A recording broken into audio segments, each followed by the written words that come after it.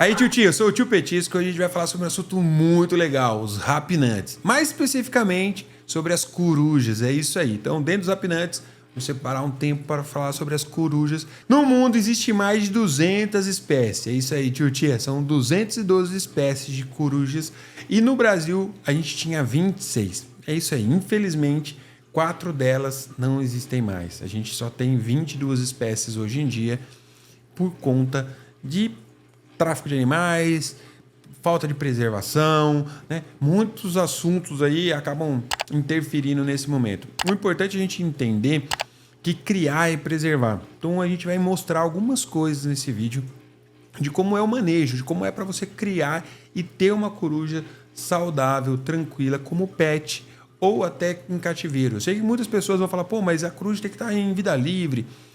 Tudo bem, lógico que elas precisam estar ali também, mas a gente precisa pensar que esses animais são traficados. E quando eles são traficados e é apreendido pela polícia ambiental, pelo IBAMA, eles precisam ter um destino, porque muitas vezes eles não conseguem voltar para a natureza. Então é importante a gente entender a importância do zoológico, dos mantenedouros, dos criadouros. Então é importante isso. E se você tem alguma dúvida, entre nas nossas redes sociais, manda mensagem lá que eu te explico com o maior amor e carinho. É muito legal a gente levar a informação para todo mundo. Voltando sobre o assunto das corujas, eu tenho duas aqui, o Bartô e a Berê, e a gente vai falar um pouco sobre esses cuidados. Bom, primeira coisa que todo mundo tem que pensar antes de adquirir uma coruja, tá? Não é fácil, tia. Sabe por quê? Não come ração, não come fruta, não come verdura, não tem outro alimento a não ser os ratos.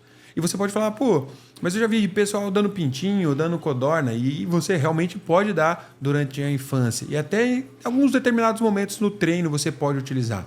Mas no dia a dia, o que você vai precisar criar mesmo é rato, tia. Então tem que estar ligado que a comida dele é os roedores. E muitas vezes você fala, pô, não, legal, eu vou comprar então os ratos, não vou criar.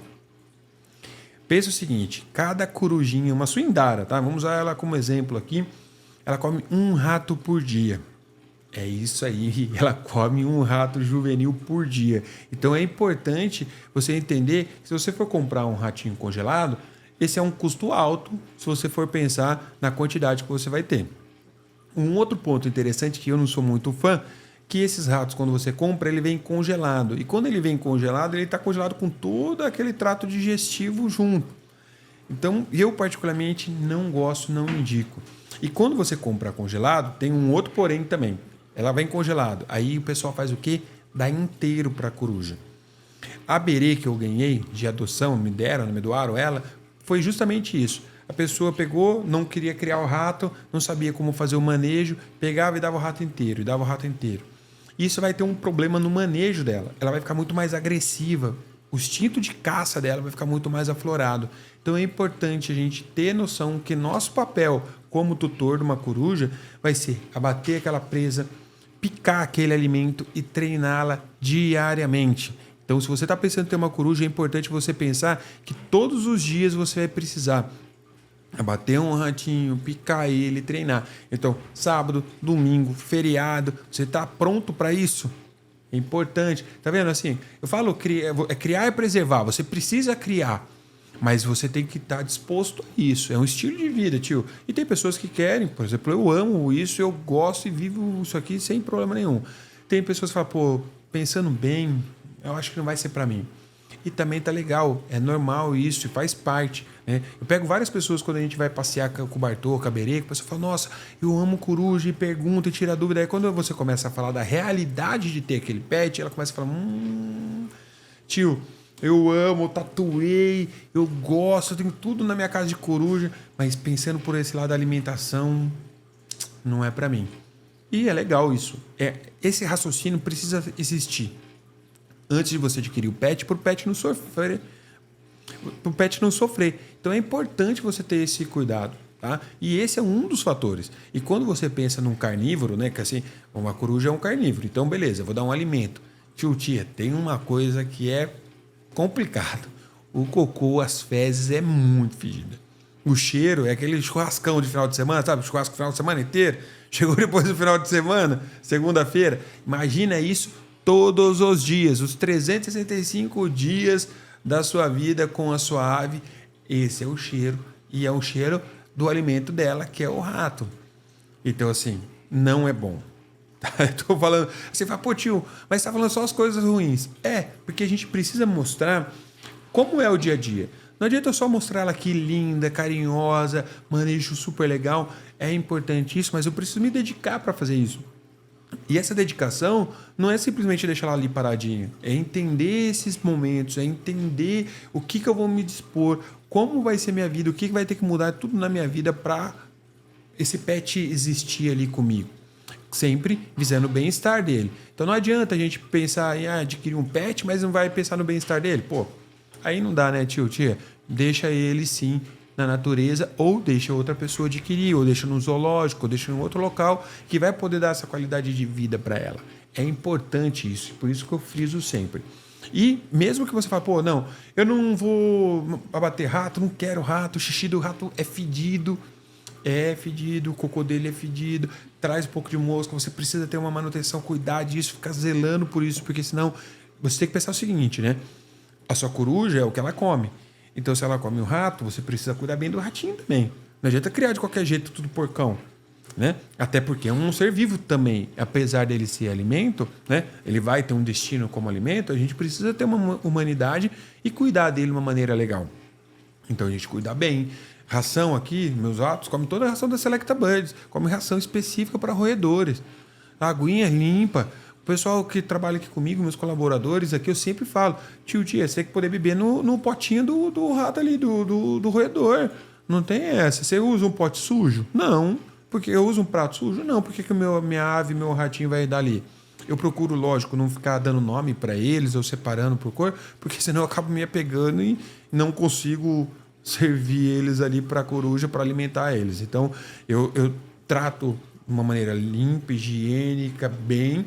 A única coisa que eu não faço, isso é uma escolha pessoal minha, é criar afeto ali com ele, né? Ficar vinculando, ficar treinando, porque para mim fica difícil depois abater eles ali. E é uma realidade isso. Então você tem que estar preparado para isso. Inclusive, para você, uma outra curiosidade: quando chega o filhotinho, ele chega comendo pintinho. Tio, você olha o pintinho, você fala, meu Deus do céu, você olha para ele, você volta. Porque assim, o rato é um pouco mais fácil, né? A gente acaba batendo tanto com o olho fechado, mas vai. No pintinho ali é dolorido. E ó, uma filhotinha de suindara, ela come de 9 a 10 pintinhos por dia. Você imaginou? Eu ia lá na granja, comprava 100. Aí você olha para todos eles ali, não é fácil. Não é fácil. Muitas pessoas perguntam, como você faz isso? Fala, tio, não é fácil. Então, assim, é uma coisa que você precisa pensar, se você quer ter isso. Bom, vamos sair um pouco desse papo, que já deu para entender que é complicado, né? O próximo assunto, quando você tem uma suindara, que você precisa pensar, é a questão do treinamento. Então, é muito importante você ter um manejo, pensar que ele é um predador.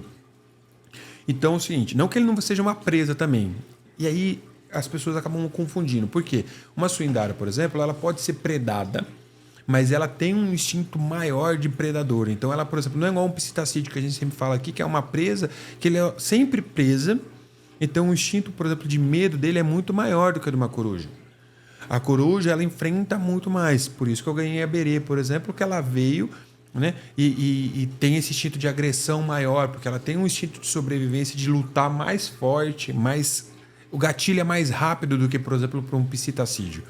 Então, na hora de treinar ela, você precisa ter muito cuidado. Você precisa treinar ela todos os dias. Você precisa fazer um manejo com ela, onde você pode incluir, por exemplo, a caça junto com ela. Se você for pensar em voo livre, é essencial. Voo livre com um rapinante, você precisa pensar e treinar a sua ave para ela entender que ela está caçando junto com você.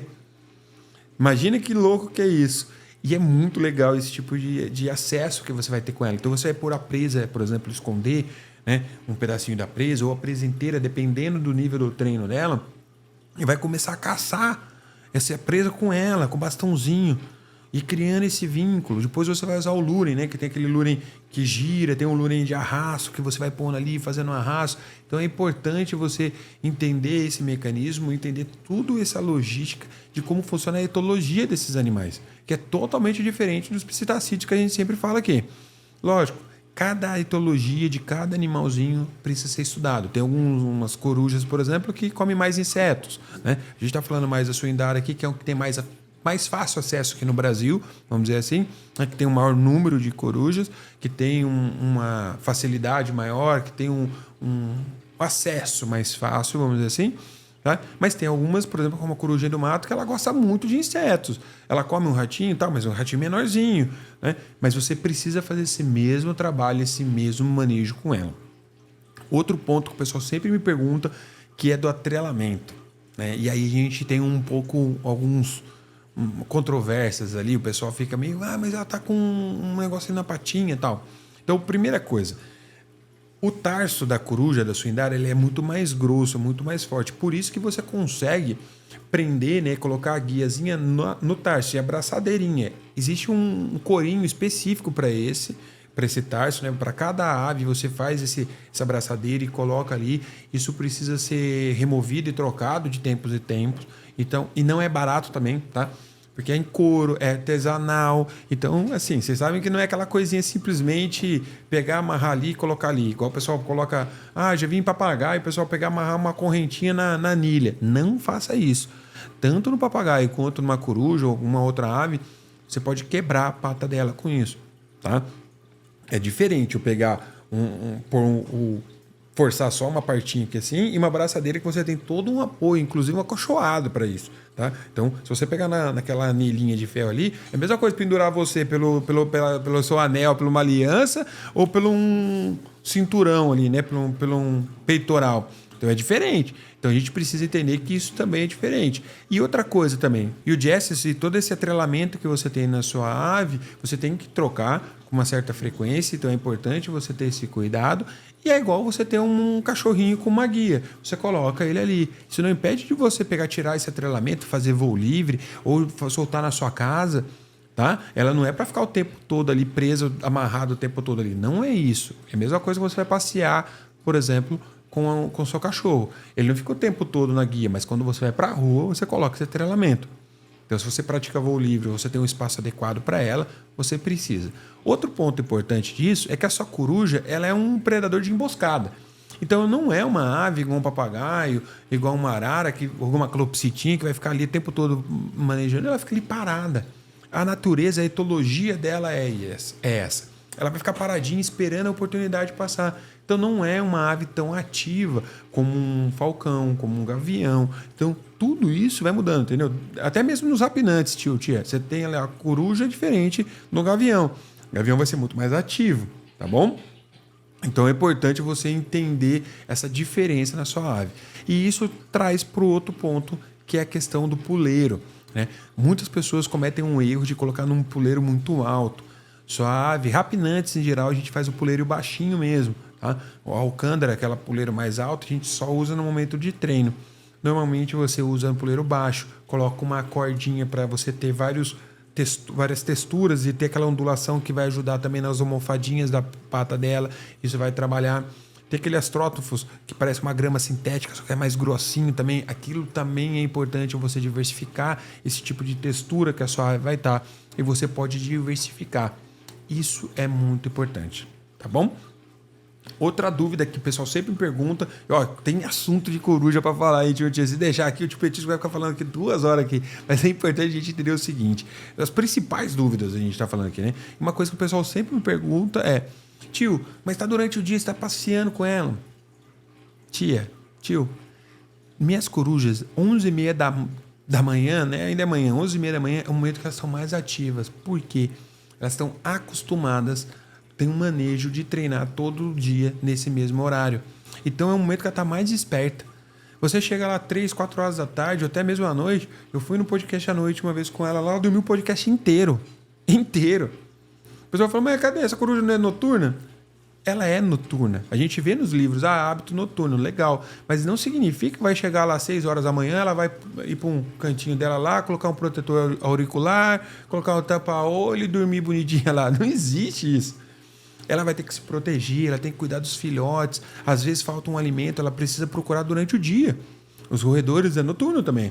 Mas se está faltando roedores, tá com uma escassez de alimento ali, ela vai procurar o lagartinho durante o dia. ela vai cuidar da prole dela e não tem essa de pegar simplesmente de chegar lá e tirar uma soneca durante o dia. Entende que o manejo é importante a gente entender e dar esses artifícios, mas aqui agora, hoje eu estou gravando à noite aqui. As corujas estão dormindo relaxadas. Então, igual os psitacídeos, o pessoal chegou aqui para gravar, olhou as aves lá, olhou, foi passear, todos eles dormindo. Todos os psitacídeos e as corujas dormindo. Quando chegou perto, fizeram um pouco de barulho, porque elas não estão acostumadas, mas voltou, todo mundo relaxou e tranquilo. E é isso que a gente precisa entender. O manejo é muito importante e influencia demais. Para vocês lembrarem sempre, o manejo dos bichos, né, os testes que fizeram com os animais foram pensados para entender os humanos. Então, todo o que Skinner, Pavlov treinou com o cachorro, treinou com o gatinho, treinou com o ratinho, é para a gente entender os humanos. Então, olha o poder que você tem do behaviorismo, né? A gente falou da etologia, que é como o animal vê o mundo, e agora do behaviorismo, que é o condicionamento do comportamento. E é isso que me fascina e espero poder levar muito conhecimento para você e para o seu pet sempre. Tem muito mais assunto para falar sobre coruja. Se você gosta desse assunto, quer que eu fale mais sobre os rapinantes, manda nos comentários lá no nosso Instagram, no YouTube, redes sociais todas. A gente está lá, Tio Petisco, porque todo domingão, 10 horas da manhã, tô com um vídeo novo para você e para o seu pet. Valeu? Partiu Petisco!